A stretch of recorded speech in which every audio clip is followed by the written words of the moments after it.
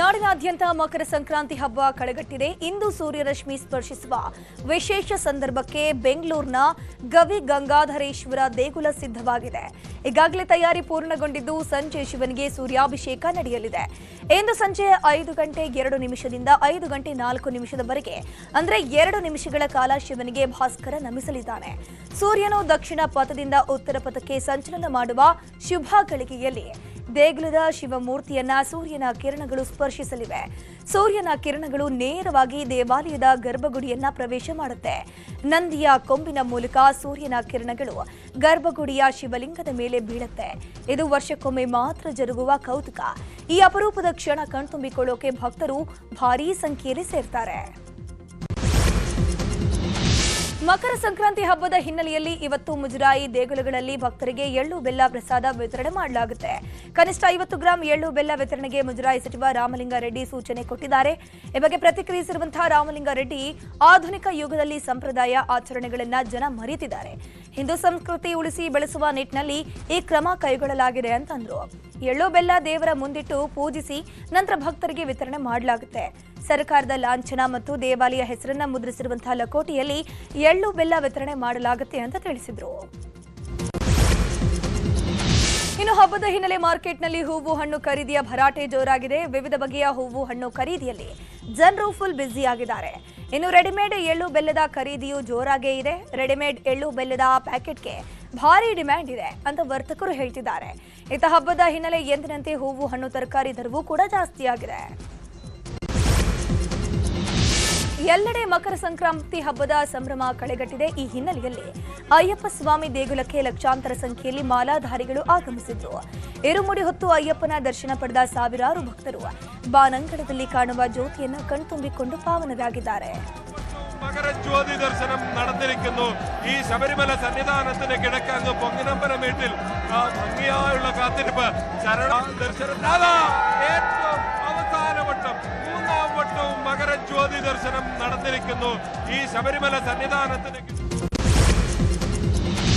ವಿದ್ಯಾಕಾಶಿ ಧಾರವಾಡದ ಜಾನಪದ ಸಂಶೋಧನಾ ಕೇಂದ್ರವು ಸಂಕ್ರಾಂತಿಯನ್ನ ವಿಶಿಷ್ಟ ರೀತಿಯಲ್ಲಿ ಆಯೋಜನೆ ಮಾಡಿತ್ತು. ಜಾನಪದ ಶೈಲಿಯಲ್ಲಿಯೇ ಸಂಕ್ರಾಂತಿ ಸಂಭ್ರಮ ಆಚರಿಸುವ ಮೂಲಕ ಸಿಟಿಯಲ್ಲಿ ಹಳ್ಳಿ ವಾತಾವರಣವನ್ನು ಸೃಷ್ಟಿ ಮಾಡಲಾಗಿತ್ತು. ಕಳೆದ ಹಲವು ವರ್ಷಗಳಿಂದ ಜಾನಪದ ಕೇಂದ್ರವು ಇಂತಹ ಹಲವು ಕಾರ್ಯಕ್ರಮಗಳನ್ನು ಆಯೋಜನೆ ಮಾಡ್ತಾ ಇದ್ದು ಜಾನಪದ ಮತ್ತು ಗ್ರಾಮೀಣ ಹಬ್ಬಗಳ ಉಳಿಯುವತ್ತ ಹೆಜ್ಜೆಯನ್ನ ಹಾಕಿದೆ. ಇಂದು ಸಂಕ್ರಾಂತಿ ಹಬ್ಬದ ಪ್ರಯುಕ್ತ ಗದಗದ ಬೆಂಕದ ಕಟ್ಟಿ ಝೂಗೆ ಪ್ರವಾಸಿಗರು ದಂಡು ಹರಿದು ಬರಲಿದೆ.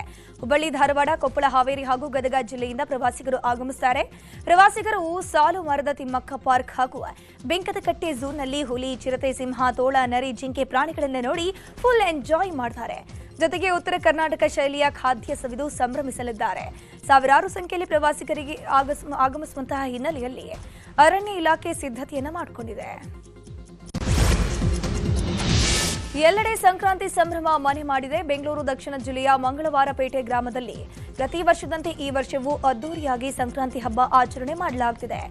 ಬೆಂಗಳೂರು ಮೈಸೂರು ಹೆದ್ದಾರಿ ಪಕ್ಕದ ಸರ್ಕಾರಿ ಗುಂಡುತೋಪಿನಲ್ಲಿ ರಾಸುಗಳನ್ನು ಕಿಚ್ಚು ಹಾಯಿಸೋಕೆ ಭರ್ಜರಿ ಸಿದ್ಧತೆ ಮಾಡಿಕೊಳ್ಳಲಾಗಿದೆ. ಇಂದು ಸಂಜೆ 6 ಗಂಟೆಗೆ ಮಂಗಳವಾರಪೇಟೆ ಹಾಗೂ ಸುತ್ತಮುತ್ತಲ ಗ್ರಾಮದ ಜನರು ತಮ್ಮ ರಾಸುಗಳನ್ನು ಇಲ್ಲಿಗೆ ತಂದು ಕಿಚ್ಚು ಹಾಯಿಸುತ್ತಾರೆ. ಈ ಹಿನ್ನೆಲೆಯಲ್ಲಿ ಸ್ಥಳದಲ್ಲಿ ಬಿಗಿ ಪೊಲೀಸ್ ಬಂದೋಬಸ್ತ್ ವ್ಯವಸ್ಥೆಯನ್ನು ಮಾಡಲಾಗಿದೆ. ಇಂದು ಮಂಡ್ಯ ಜಿಲ್ಲೆಯ ಶ್ರೀರಂಗಪಟ್ಟಣದ ಶ್ರೀರಂಗನ ಸನ್ನಿಧಿಯಲ್ಲಿ ಲಕ್ಷ ದೀಪೋತ್ಸವ ನಡೆಯಲಿದೆ. ಮಕರ ಸಂಕ್ರಾಂತಿ ಪ್ರಯುಕ್ತ ದೇಗುಲದ ಮುಂಭಾಗ ಲಕ್ಷ ದೀಪೋತ್ಸವಕ್ಕೆ ಸಕಲ ದೀಪೋತ್ಸವಕ್ಕೆ ಸಿದ್ಧತೆ ನಡೆಸಿಕೊಳ್ಳಲಾಗ್ತಾ ಇದೆ. ಸಂಜೆ ಗೋಧೋಳಿ ಲಗ್ನದಲ್ಲಿ ಲಕ್ಷ ದೀಪೋತ್ಸವಕ್ಕೆ ಚಾಲನೆ ಸಿಗಲಿದೆ. ಶ್ರೀರಂಗನಿಗೆ ಬೆಣ್ಣೆ ಅಲಂಕಾರ, ವಿಶೇಷ ಪೂಜೆ ನಡೆಯಲಿದೆ. ಅಲ್ಲದೆ ದೇಗುಲಕ್ಕೆ ಬರುವ ಭಕ್ತರು ವೈಕುಂಠ ದರ್ಶನಕ್ಕೆ ಅವಕಾಶ ಕೂಡ ಇದೆ.